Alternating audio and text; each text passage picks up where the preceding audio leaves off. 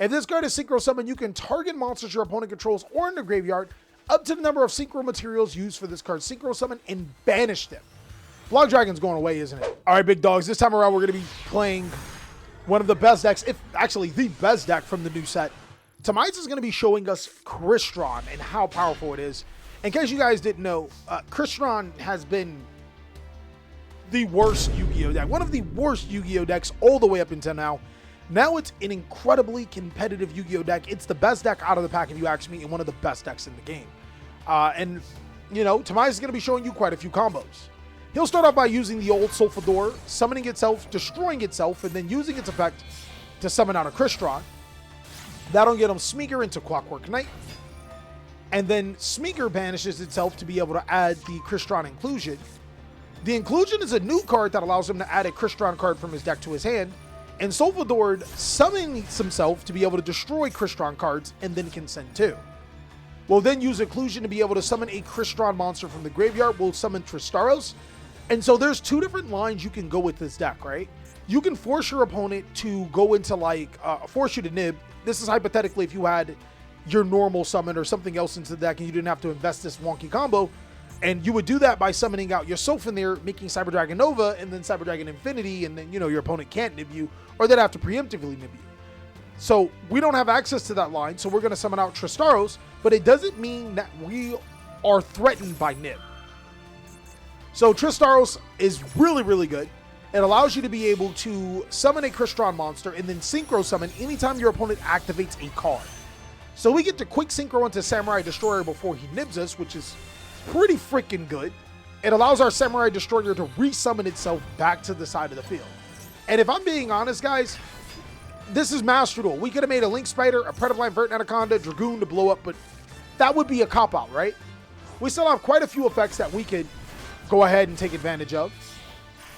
We'll summon two more Crystrons to our side of the field, make the Cyber Dragon Nova, make the Infinity. Yo.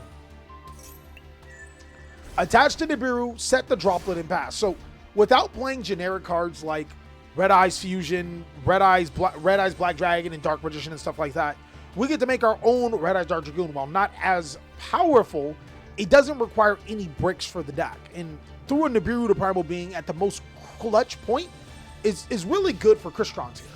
Let's see how our opponent responds. They're going to be playing Bystial Primate. It was Bystial Primate. This is a really powerful deck because they then follow with the Fiendsmith line to be able to get their Fabled Lori.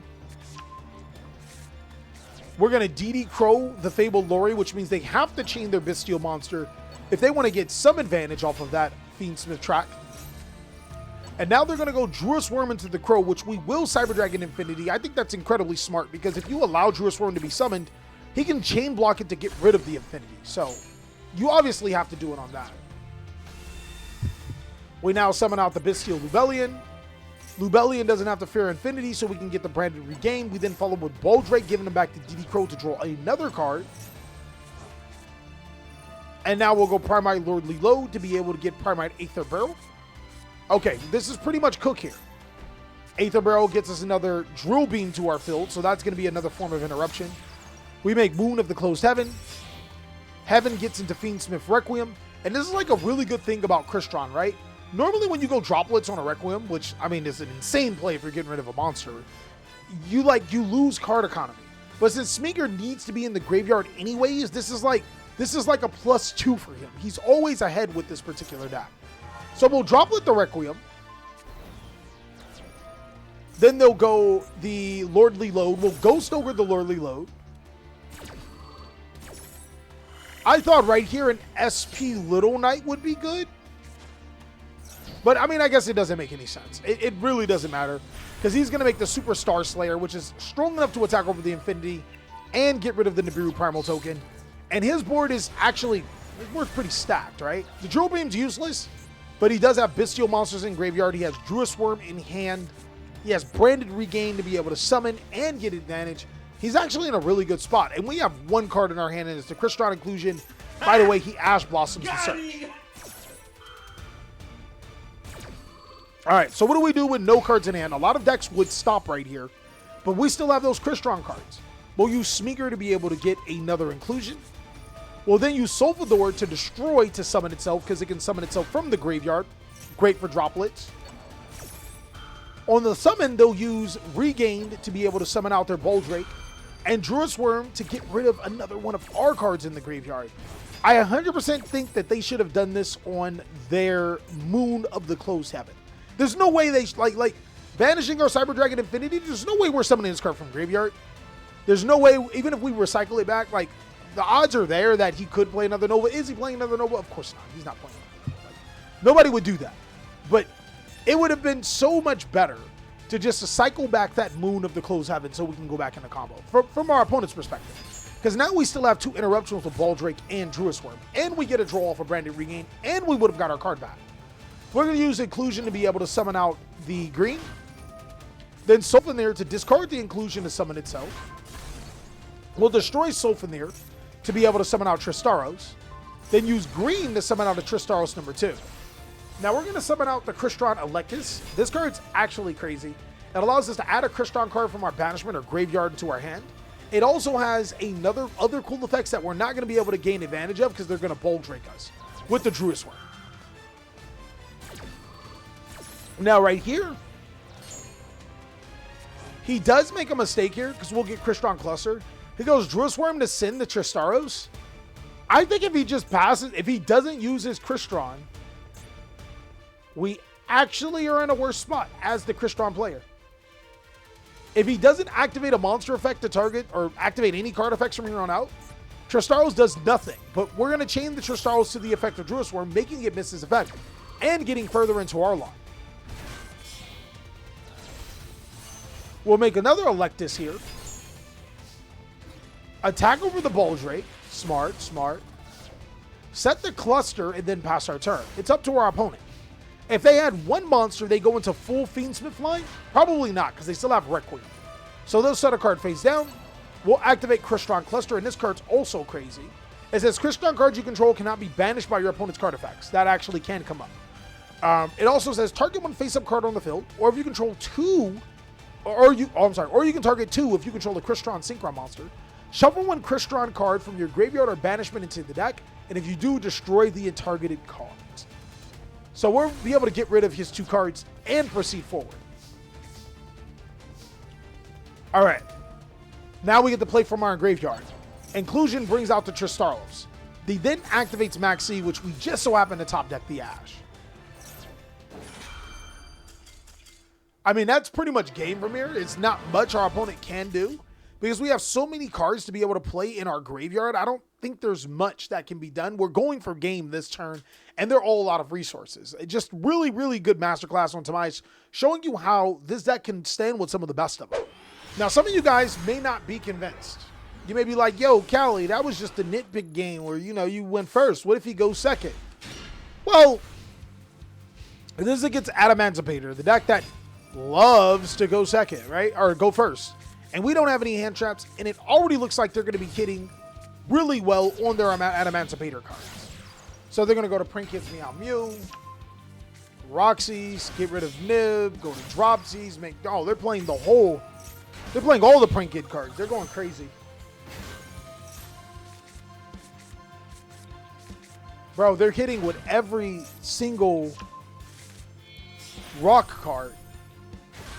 Man, they're going crazy. Galleon Granite, be able to get the block, boy. Make the Appaloosa here.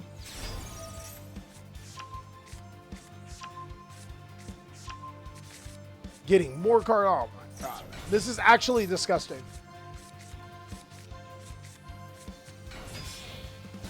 How long do you guys sit through these combos before you're like, yeah, I'm just going to go ahead and I'm going to do something else while my opponent plays with themselves? Because this is like way too much. So typically when it comes to like Yu-Gi-Oh decks, even if you droplet this Yu-Gi-Oh board that he's going to make, you don't have enough.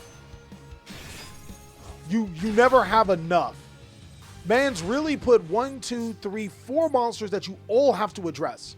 So droplet has to go for 4 cards, meaning that you need a 1-card combo to make it work. Plus you have to play into your opponent's hand interruption.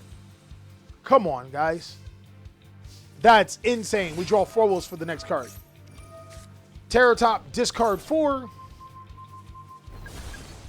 We get to negate the board. We get the Talking Town board. Activate the effect. Get a Crystal Sulfador here. Summon a Tristarlos. Use the green to summon Sulfador. Send 2 more. They imperm the Tristaros. That's not bad. That's not bad at all. And they got rid of our Sneaker. So we'll summon out Electus to be able to get Crystron inclusion to our hand. Uh-oh. Can we cook? We'll banish... Oh, that's a good effect. This card has a graveyard effect that says you can banish this card, destroy 1 synchro monster you control, and if you do, special summon 2 Crystron monsters from your deck. But we can't summon from the deck except for machine monsters. So we destroy the Electus to be able to summon out the Sulfanair and the Tristaros.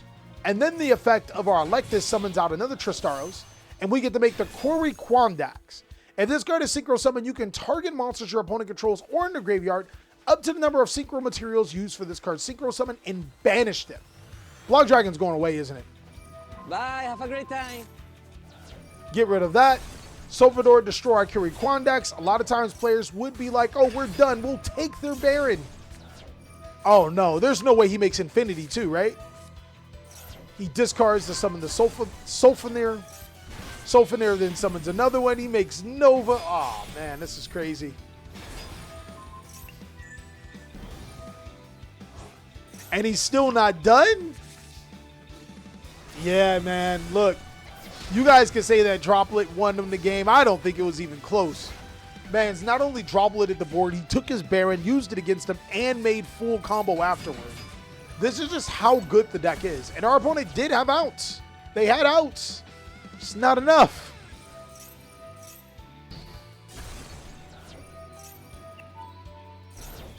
Yeah, that's game, guys. I'm going to show you the deck. I'm going to show you the deck list. It's crazy. This is Tamias's 50-card Crystron deck. Personally, I don't think that Crystron needs hand traps, or at least it doesn't in the TCG.